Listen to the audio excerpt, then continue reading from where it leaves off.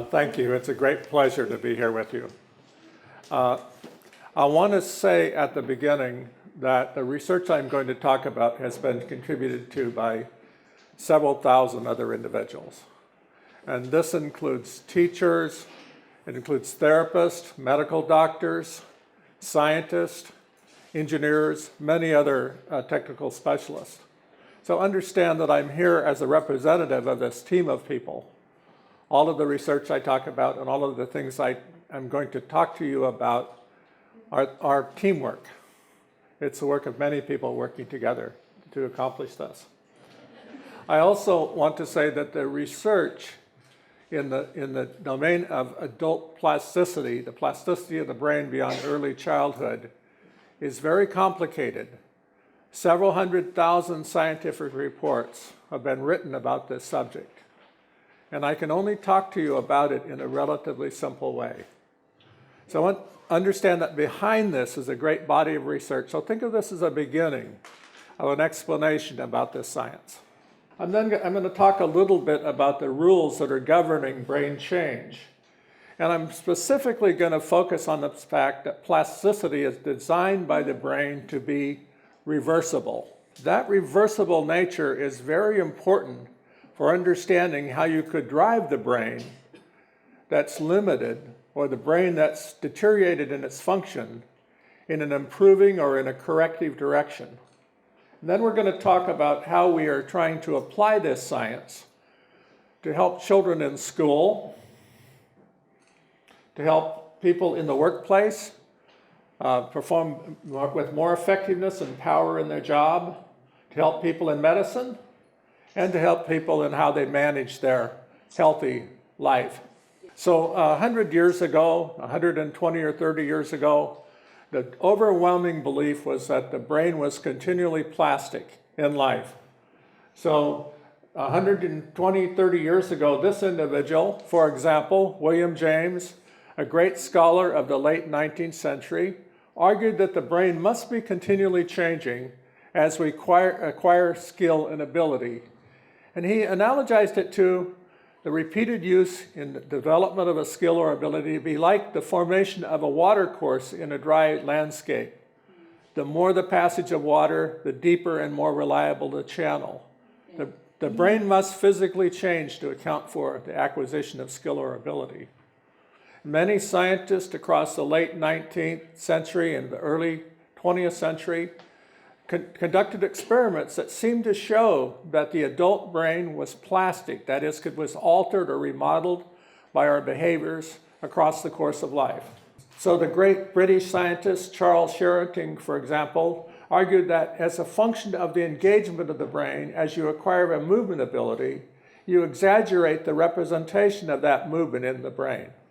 Pavlov did important experiments, was one of a number of psychologists in the early part of the 20th century that compellingly argued that the brain must be physically changing in ways that accounted for both positive and negative changes in behavior as a consequence of training an animal or a human.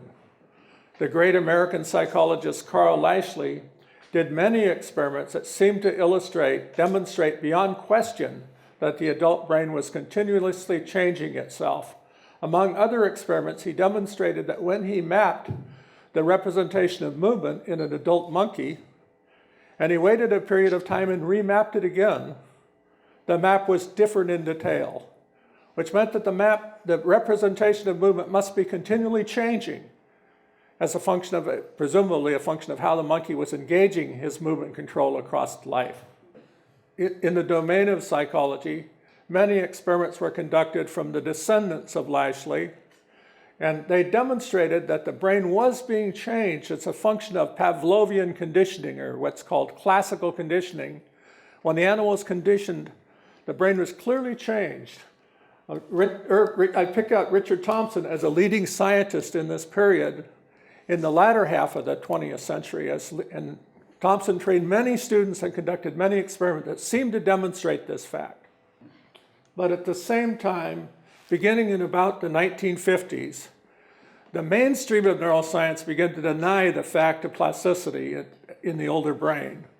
began to argue that the brain was only alterable physically and functionally in the first year or two of life. Beyond that point, the brain was imagined to be frozen in its development, frozen in its connectivity. And basically, the only way it could progress from early life onto the end of life was to deteriorate. This view is still very widely held in neurological medicine across the world. And still, in educational practices, this view still predominates that when you see a child enter the schoolhouse door for the first time, what you see in front of you is expressing the potential that that child has to succeed in life. So the brain is thought by that incorrect view to be hardwired, to be like the computer on your desk, to be a machine that's fixed in its connectivity with all its functional elements established early in life. We know that nothing could be further from the truth. We now know that every time you improve at any ability, or any time you acquire a new ability, that is actually accounted for by the remodeling, by the revision of your physical and functional brain. We now know that there are quadrillions of moments of change in the brain of every human individual in their life. And we now know that by virtue of this change, the brain changes are accounting for the brain's creation of your own special internal version of the world and of all of the control of all of your operations within it. And because our childhood experiences are so special to each one of us, no one has experiences that are identical with the experience of any other individual. And because these changes on the basis of our interaction with the external world and our own internal thought in their history is so complex, each one of us develops, in effect, a unique machine. Each one of us develops a brain that has no duplicate, not ever, not in history. No one ever will have a brain just like yours. We know that a person can improve in an ability at any age, or can acquire a new ability at any age. And that means that this is a lifelong resource. This is the brain's big trick.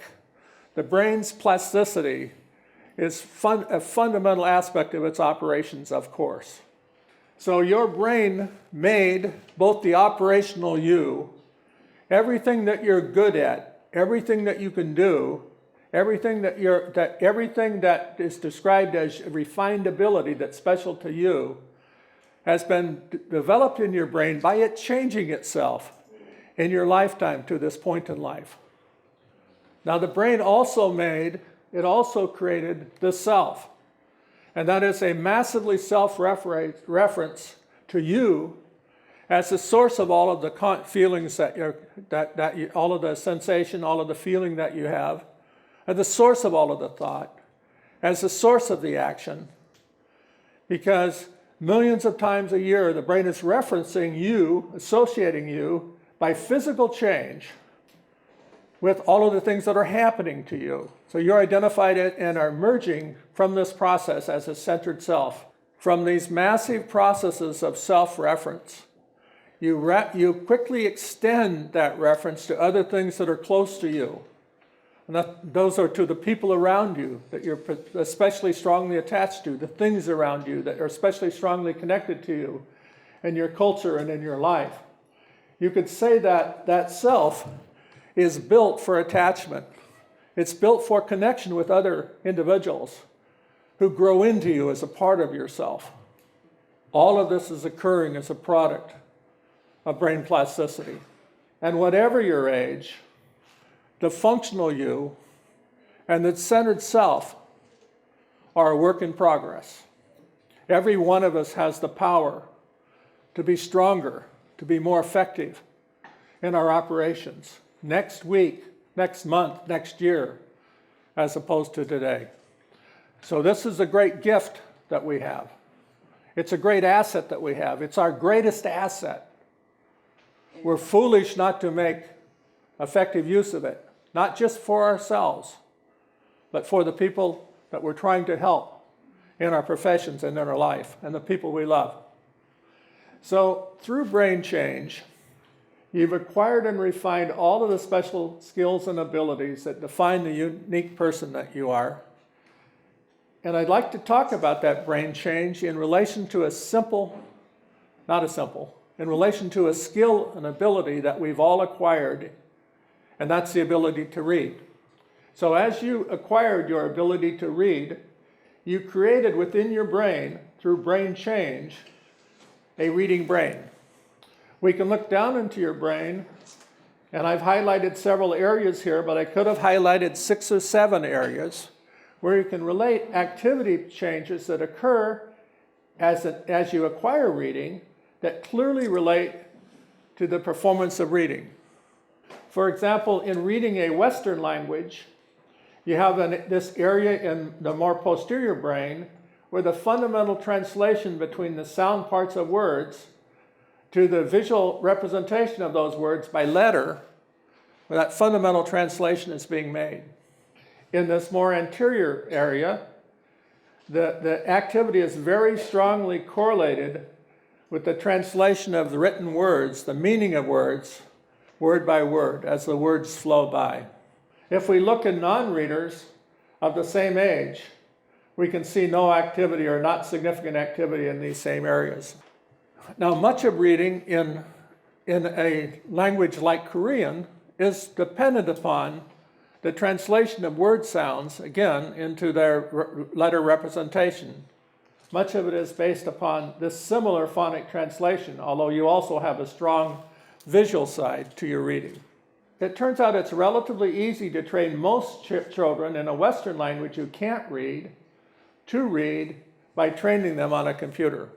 The training takes about 18 to 20 hours of time spent on a computer for most children using a program called Fast Forward.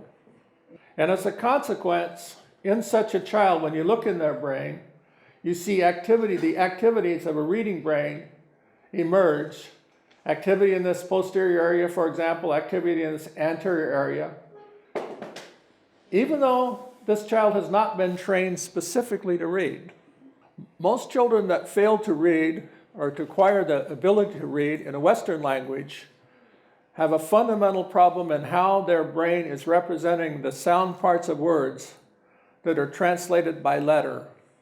And what is required to correct that in the brain is not to train them directly on reading, but to train them in ways that improve the way the brain represents in the brain those sound parts of words.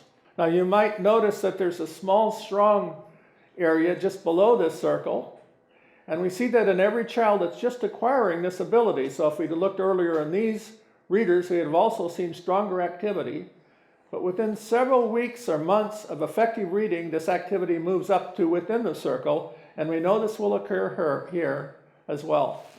Because all of these children, in this case 17 of 20 children, who could not read in this study, these 17 of 20 children could read at grade level or above within a year.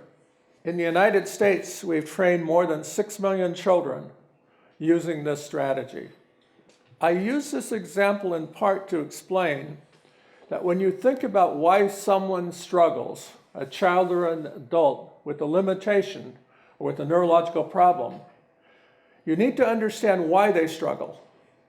In this case, the child was helped, corrected, by solving the fundamental problem their brain had, which is a problem of translating sound to the visual symbol representing sound in the act of reading. So it's crucial that you understand the starting point.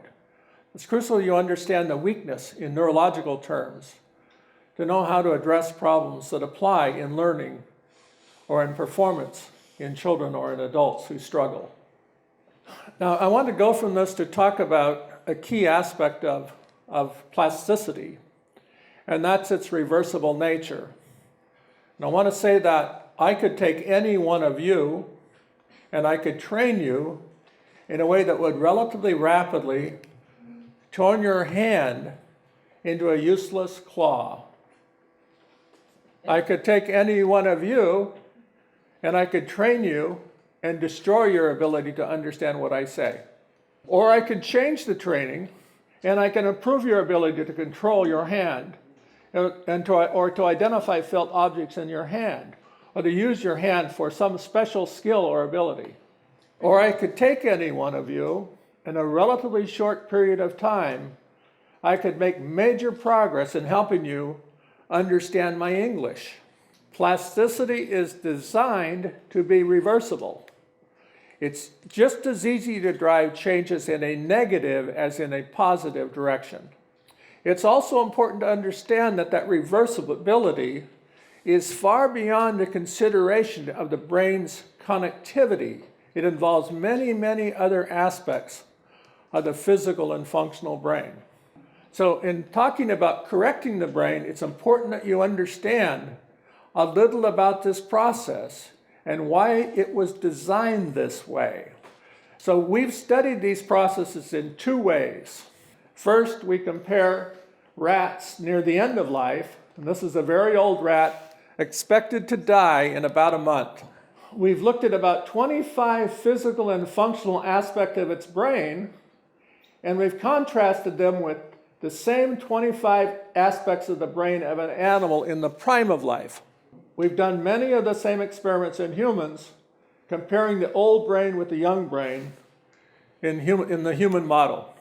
Now we've done another equally elaborate series of experiments in which we compared the same physical and functional attributes, the same list of 25 things, in animals that have had a very bad childhood versus animals that have had a normal childhood. I'm going to talk about this primarily by talking about comparing old brains versus prime of life brains, but everything I say also relates to comparing young brains that have had terrible childhoods with young brains that have had normal childhoods. So the first thing we could ask is how many of these 25 things are different in the old versus the young brain? And the answer is everything is different. The second question we could ask is how many of these things that are different, I'm going to tell you what these things are, some of these things are in a minute, how many of them advantage the old brain? How many that advantage the brain of a child model that's had a terrible early childhood? And the answer is none of them. And then the third thing we could ask, is how many of these 25 things are reversible? And the answer is all of them. So we engaged older individuals or young impaired individuals in simple forms of brain training that is somewhat like the brain training used in a combination of programs that's in Fast Forward or in Brain HQ. And this is a complicated slide, but we'll talk about it a little bit. Okay, these are some of the things that we saw to change. The myelin or insulation on the brain's wires is restored. We see response power restored. And we could describe power in a number of ways, but we basically see it recovered. We see local response coordination, which reflects the reliability of operations of the brain, recovered to youthful levels. We've looked at several different key neuronal types, and we see that their functionality is restored. They have the numbers and they look like the neurons physically, functionally, they look like the neurons of the type of a young animal. And we see their neuronal connections re-elaborate. We see the processes that support plasticity itself, that support brain change itself, restored to a more youthful functional level. We see a recovery of the speed of operations of brain processes. Very slow in the old brain. Very slow in the brain of an animal that's had difficult early life. Recovered to normal high speed by training.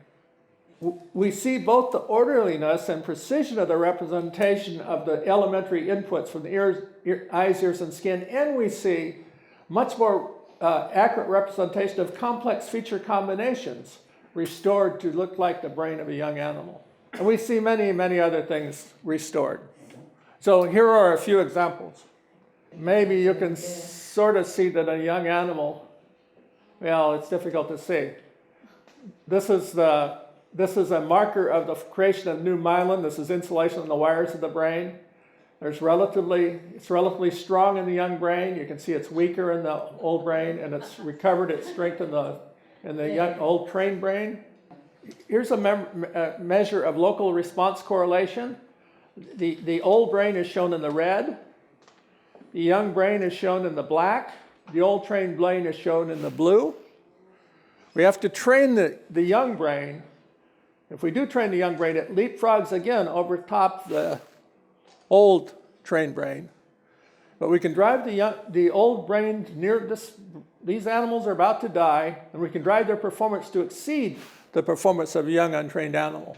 Here we're looking at a simple aspect of what's called inhibition, which contributes to the sharpness with which the brain represents details of information in time. And we see that in a young brain, this is relatively strong.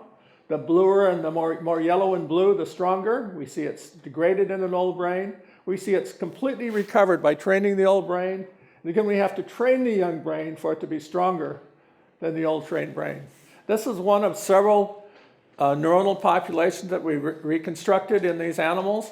And we see that, you can't see it, but I can tell you that in a young animal, there are many of these cells, and they have specific morphological characteristics that typify what they look like and describe their functionality in the young brain. They're very sparse in an old brain, and they can be completely recovered by training in an old animal.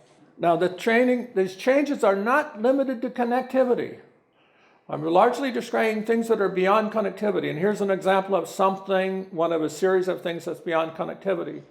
This is the integrity of the barrier that separates the blood compartment from the brain tissue compartment. So brain tissue is separated from the blood compartment by a barrier that does not allow the movement of agents from blood into brain. And one of the reasons this is important is because this barrier is leaky in brains that have struggled in early life, and it's leaky in a whole series of pathological conditions that apply to brain, including emergent senile dementia. Two very strong negative things happen when the barrier is leaky. The first thing that happens is that agents from blood change the excitability in brain tissues, and they add to the noisiness of the processes in brain circuits. The second thing that happens is that when infectious agents from blood enter brain tissue walls it off by crystallizing a brain chemical called amyloid, and it creates the so-called amyloid body or amyloid plaque, which is a signature aspect of Alzheimer's disease. It's somewhat difficult to see here, but leakiness is represented by the diffusing of this colored dye into the tissue around this mark, which is a capillary. So this is just a little view into a brain of an animal that's young, and you can see that the barrier is relatively strong, and that's indicated by relatively little diffusion of color. Older brains are very leaky. And it looks a little like there's a little more color here, but actually, in an old trained brain, the barrier is completely recovered, completely restored to its useful competence. So we had 25 physical and functional characteristics of brains in an animal near the end of life, and we trained the animal. All 25 were driven to drive the physical and functional characteristics of the brain of the animal to look like the brain of a much younger animal. In most respects, look like the brain of an animal in the prime of life. Plasticity is about much more than brain connection, because these characteristics relate to brain health. So how do you turn an old brain or a developmentally impaired brain into a physically and functional, more capable one? A younger one in the case of an old person, or more powerful one in the case of a young person that's struggling? You train it. Of course, it matters how you train it. So how do you turn a brain in the prime of life, or the brain of an animal that's had a good life, or a human to this point? And how do you accelerate aging? How do you drive the brain to look like the brain of an animal near the end of life? And it turns out that's a very easy experiment to do. You just add noise. Now, by noise, I really mean noise in the brain itself. But one way we've achieved this in animals is to actually expose them to a high level of continuous acoustic noise in all of their waking hours. In 5 or 6 weeks, their brain looks like the brain of an animal about to die. Now, one last point about this. If you train an animal that's expected to die in a month, it doesn't die in a month. Its life is extended by about 40% if you do no more. If you increase the noise in the brain, the animal dies early. Now, what this means is that there is a kind of switch in the brain by which you can turn on processes that grow all of these things positively by engaging it in training. Or I can throw the switch in the other direction, and all of these same processes change negatively. It's better to have the switch of every brain turned up. The usual course of plasticity is a process of progressive refinement, then slow decline. You could say in early life, I grow my abilities neurologically, and then I reach a plateau. I call it life in the major leagues. And then I slowly deteriorate, very slowly across 5 or 6 decades of life, and then catastrophe.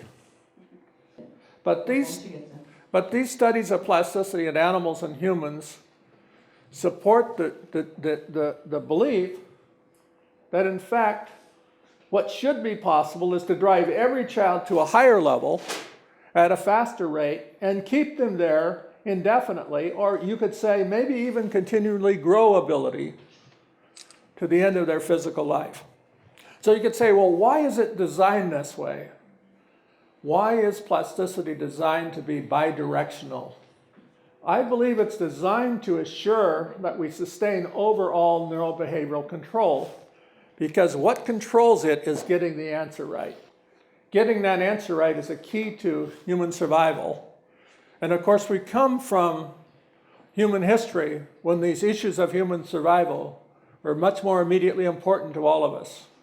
If we're consistently correct, our machinery advances its powers. If we begin to fail, our machinery adjusts to take longer, as it looks more carefully, be certain that it's not making a mistake.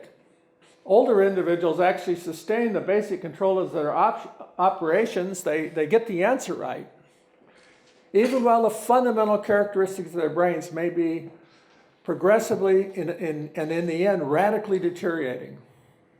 Now, you have the power to control whether your brain advances or retreats. So we've tried to translate this science into forms that would benefit individuals who struggle, or that could improve the performance characteristics even of individuals who are doing well. The training programs that we've created come in 2 basic forms, and they're really based upon the strategies that we adopted in the training of monkeys and rodents and other animals. Although much of what we do is completely consistent with historical principles from experimental psychology, actually our training is based upon the rules as they're defined from neurological studies. Our first goal is to change the brain. The general premise is that a powerful brain will be a powerful learning brain, a powerful operating brain for whatever challenges it faces. One class of these tools was created by Scientific Learning Corporation, and these tools are directed towards child use primarily, and they're more game-like in form. The second class is marketed under the label Brain HQ by Posit Science Corporation, and these are a little bit more adult-like in form and application. In both cases, the training is adaptive, which means that it adjusts in difficulty rapidly for the child or adult that's exercising and any task that's in play in the game. The games are designed on the basis of our neuroscientific understanding of the optimum conditions for driving brain change the fastest, and brain change that will be most longest enduring. We're often trying to improve or recover behavioral ability, but underneath it, and our primary goal commonly is to renormalize neurological ability. We apply the training to address the problems or the work requirements of many different classes of people. So if we're trying to apply it to, for example, improve the performance of a policeman, the training that we would use would be different from the training that we would apply to try to improve the performance of a student in a university level, which would be different from the form of training we apply in an individual that suffers from alcoholism, which would be different from an individual that is at risk for progression to a mental illness. So the training is commonly substantially customized to relate to the specific needs of the targeted population. The training can be very extensive. If we think about training somebody that, for example, has had chemotherapeutic treatment, we know that we can drive most such individuals to normal performance level within 25 or 30 hours on a computer. By contrast, if we have an individual in front of us who's schizophrenic, we know that the training will require well over 100, somewhere between 100 and 200 hours of training, because much more is distorted, much more needs correction in such a brain. So the training has to be extensive in individuals that have extensive need for correction. All of the training that we apply in BrainHQ has been proven to work by controlled random assignment scientific trials. More than 100 such trials have been published. More than 100 trials of this class are now underway. One beautiful thing about the Fast Forward program design is that lots of information about every trained child is available to an administrator in a school, to a teacher, or to a psychologist in a school, so to an all-clinical application on BrainHQ. All training can be clinically supervised. Everything the trainee does, information is fed back about how they're doing and what they're doing, whether they're complying with the requirements of the training and whether they're making progress, provided back to the supervisor of the training, usually a psychologist, neuropsychologist, and provided back on another level to the medical doctor. At the same time, while the training is sometimes undertaken in a psychologist's office, usually it's self-administered. So we've actually run large controlled trials in patients like, for example, in schizophrenic populations or bipolar disorder patient populations. And we have very high levels of compliance with the supervision of the training and their treatment being on the internet, indirect, off-site. Of course, programs like this are scalable. All you need is a computer and an internet connection, and relatively inexpensive in ways that should support wide use. A BrainHQ training is presented commonly in what we call an Angry Birds format, where a child basically completes a task level. And this is indicated, this task level has been completed. This is actually a screen from my working on BrainHQ. And this is a beginning level. And basically, when you complete a task level to your satisfaction, you move to the next level, as you would in Angry Birds if you played an exercise like that, a stage exercise, where the task is just a little bit more difficult. And commonly the difficulty is increasing in the 2 dimensions. So when you complete this box, basically the adjacent boxes open up and you can move to a higher level. And you're expected to move from the easiest level in this exercise to the highest level. That might be 30 or 40 or 50 or 60 or 70 or 80 levels higher. At the lower left of this complex matrix, things are very easy. In the lower right of this complex series of exercises, things are almost impossibly difficult. If you move across such a continuum from the upper left to the lower right, you become a master at that fundamental ability.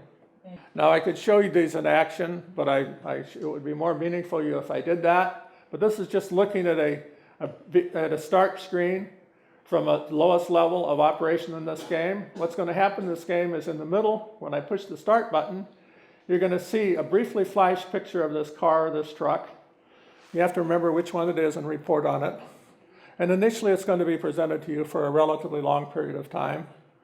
And then you're going to see something flashed in the periphery, and you're going to have to recognize where it's flashed, where it has occurred.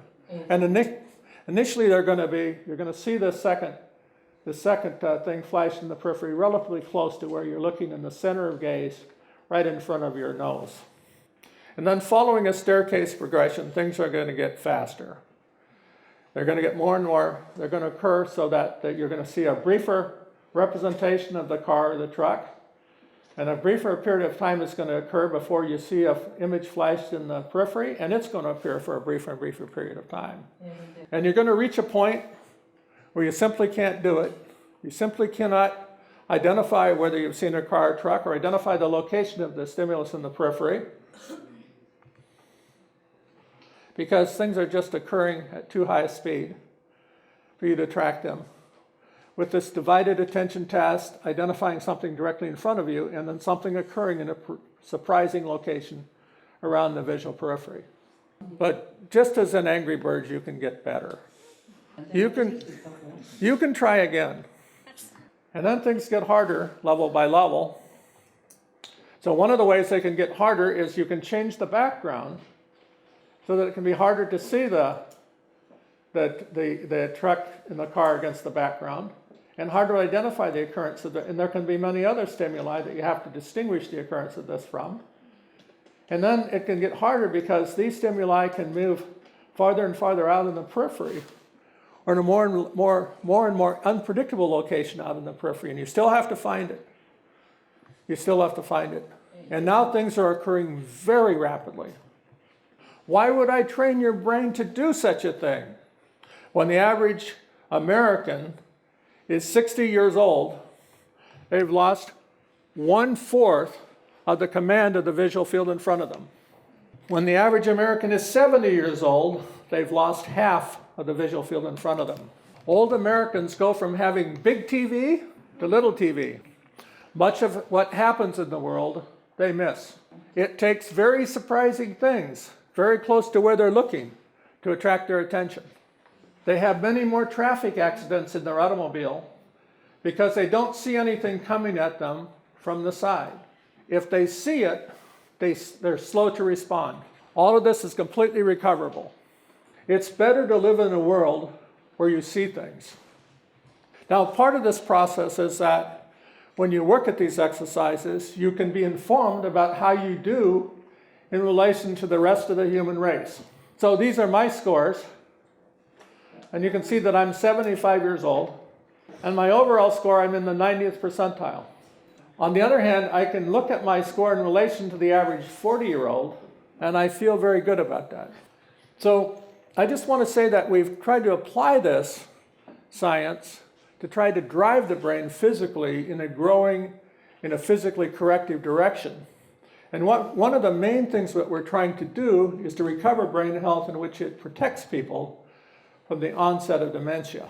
Modern neurology still primarily considers end-of-life catastrophe as a disease. But plasticity science indicates that it's actually the end of a long negative progression of change. So we wait until the brain is in this state, and then we say, you need treatment. I call this an end-of-life train wreck. It would be easier to step on the brakes to prevent the train from wrecking. So let's talk a little bit about how you can prevent the brain from crashing, the train from crashing. So first of all, we know that noisy brains, older brains are noisy, and we know that they slow down.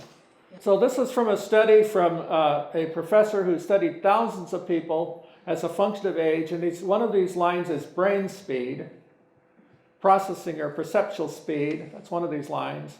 These other lines that are going down are reasoning, spatial visualization, and episodic memory. These are all going down at about the same rate. And they're going down at about 1/3 of a standard deviation per decade. Now that's a big change across the life.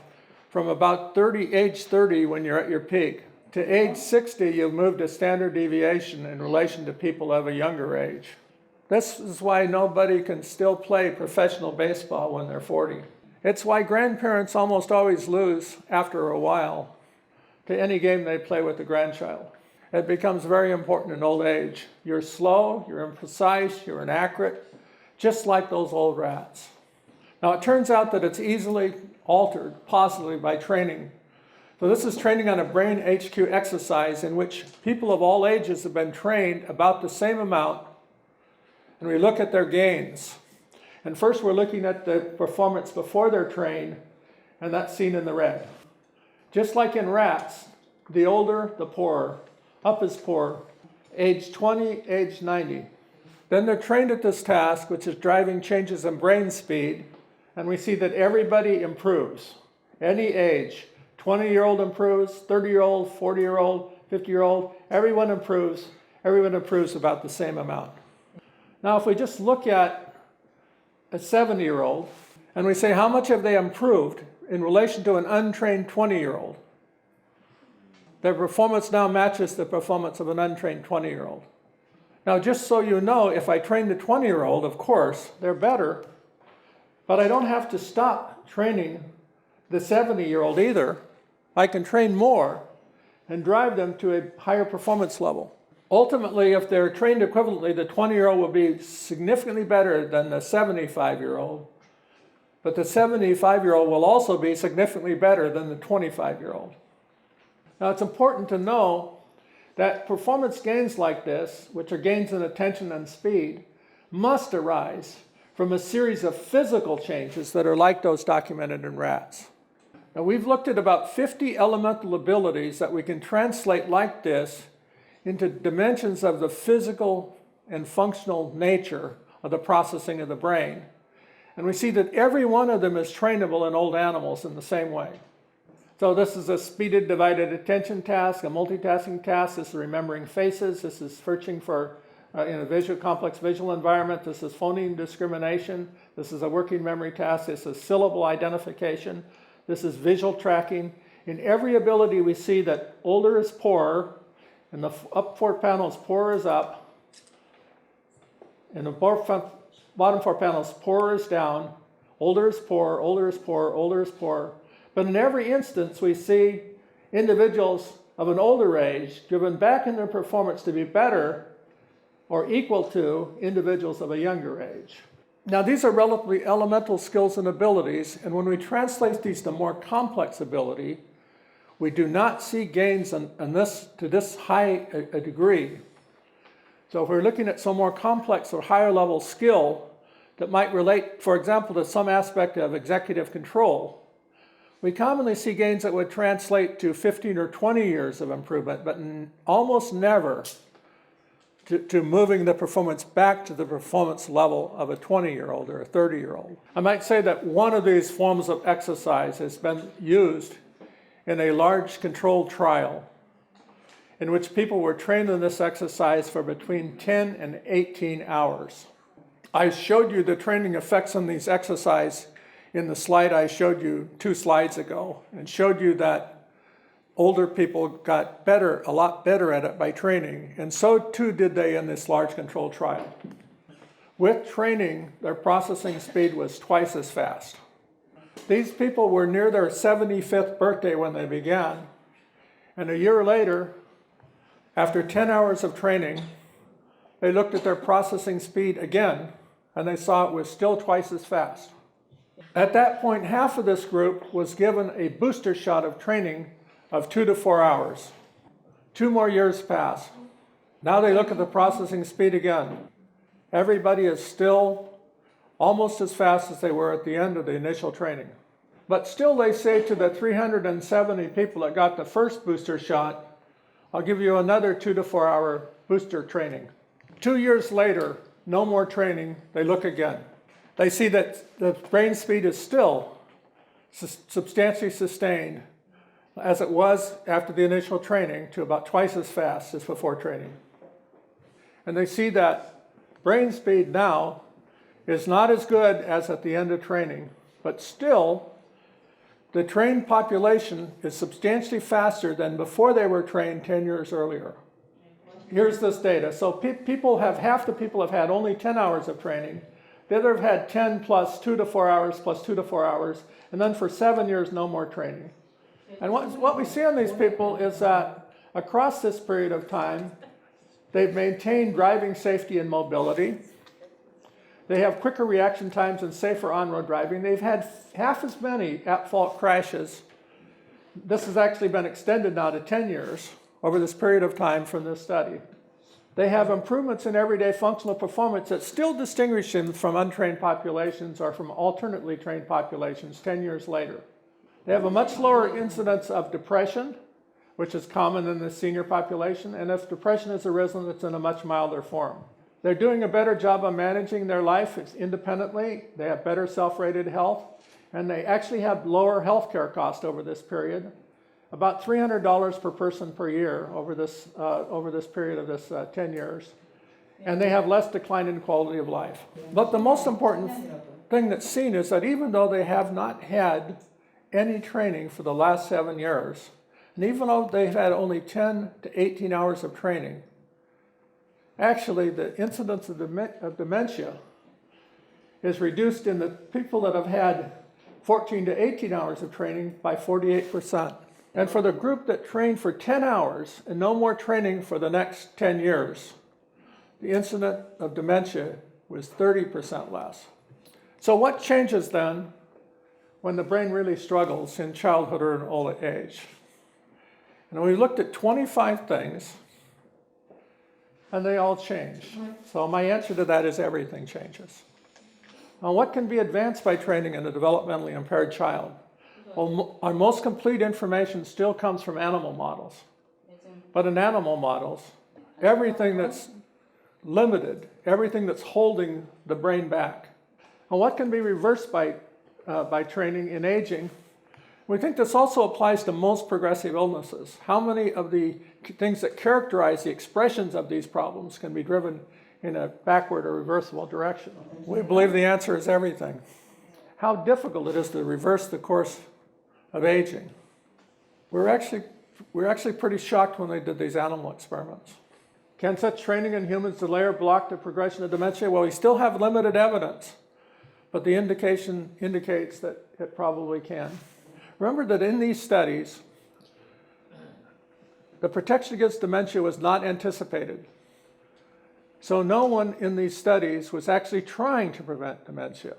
If they had been trying, they would have monitored neurological status across this time, and they would have controlled the dosing of the training to assure that people were protected with greater probability and reliability. So a main goal we have now is to apply this science to try to control what happens in an individual, to keep them safe, to manage their brain health. This science is increasingly providing us with a basis for managing brain health, because we know that we can measure certain things easily by measuring performance on a task on a computer and use this as the first index of whether or not the machinery is healthy inside. And then we can control the dosing of training to keep them there. I think we're entering an era in which the brain will be treated in health like other organs in the body. We go to the doctor and they measure our blood pressure. They listen to our heart. There's simple things to do that might relate to your lifestyle, that might relate to how you're leading your life to the advantage of your brain. First, you do these things. If that's not enough, you may need to go to the brain gym. But brain health will be managed, not just to keep you safe from these things, but it will be managed, I think, in all of us. In every child and every adult, we will begin to look using relatively simple measures to say what's inside that could be causing trouble in this child or this adult's future. We will say, is this child at risk for the onset of schizophrenia? Knowing that, we will train the child to try to delay or prevent it. We will say, is this child at risk for the onset of addiction? Knowing that, we will try to strengthen the child to reduce that probability. So about 5 years ago, I was contacted by the president, by a producer from the Australian Broadcasting Corporation, contacted to see if I would participate in a program in which the goal was to train an individual to try to improve their neurological capacities. And the idea was to train an average citizen of Australia to see if you could measurably improve his performance abilities in a way that would demonstrate the power of brain plasticity in a normal individual. So the person they chose was this man, and he was not average. So they asked me, well, could you change him? And I said, sure. So I designed a training program for him that was designed to convince the audience that his brain was plastic. We began by measuring his performance in a whole series of ways by behavioral testing and by conducting 7 different brain imaging studies in this individual.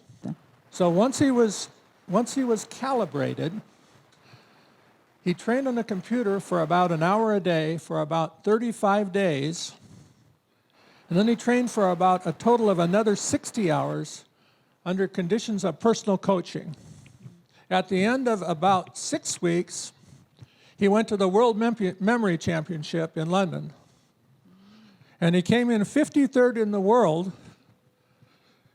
among 3,000 contestants in card counting.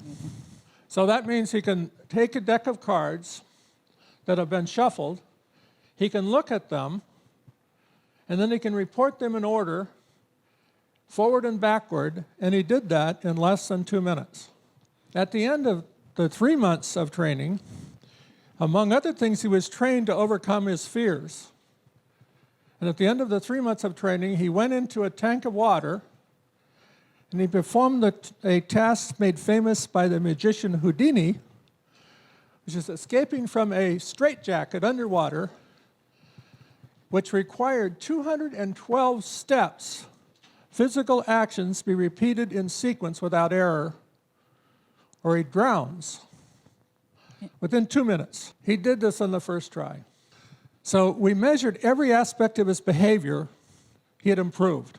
We had elaborately tested his memory, and when we retested him, he made no errors.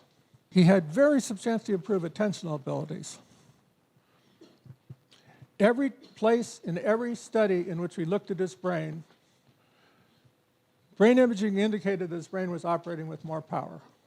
So when you look in his brain at a task in which the activity in this area is associated directly with intelligence, this is the difference between the responses in his brain after this 3 months than before. And just to cite another example, when we look at a task in which we're looking at brain speed, and here we're looking at this is a cued attention task, and it's a visual task, and you can see that before he's trained, there's no activity at a 100 millisecond benchmark.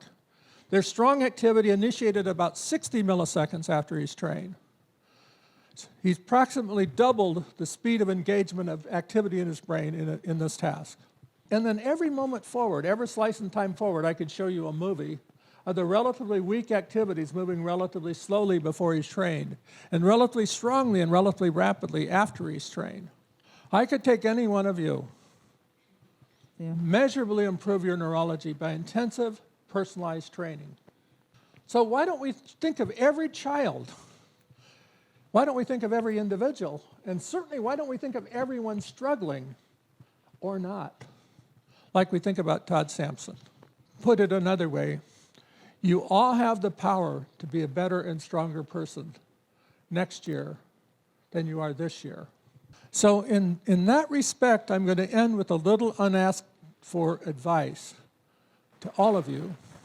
And when I say it's to all of you, I'm not just thinking of you.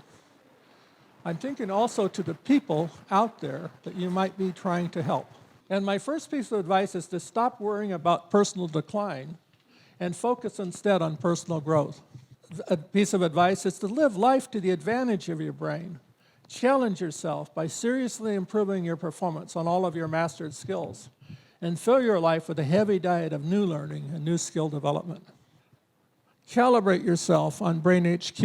I'm saying this is an easy way for you to find out how you're doing in relation to the rest of humankind. If you're not near the top of the distribution on exercises for an individual of your age, you might use Brain HQ to get there. Although I haven't had time to talk about it, it's especially important that you take a charitable and a social view of the world. And remember that every time you help and every time you make someone happy, your brain is a major beneficiary. Now, every life has things that happen that degrade the quality of operations of life and brain. It happens every life. Abnormal is normal. Remember that. Every life has vicissitudes. I say face up to the natural vicissitudes that befall every life by actively and aggressively challenging yourself to overcome them, because you usually can. And finally, smell the roses. Seek out the little surprises. Listen, really listen. Be like a wide-eyed child again. Mindfulness is a great extended concept. Seek new ways to do all the simple things. Get off your duff, this is another way to say your butt, and off the pavement, and live your life as if it really mattered. Your brain will thank you, and I thank you.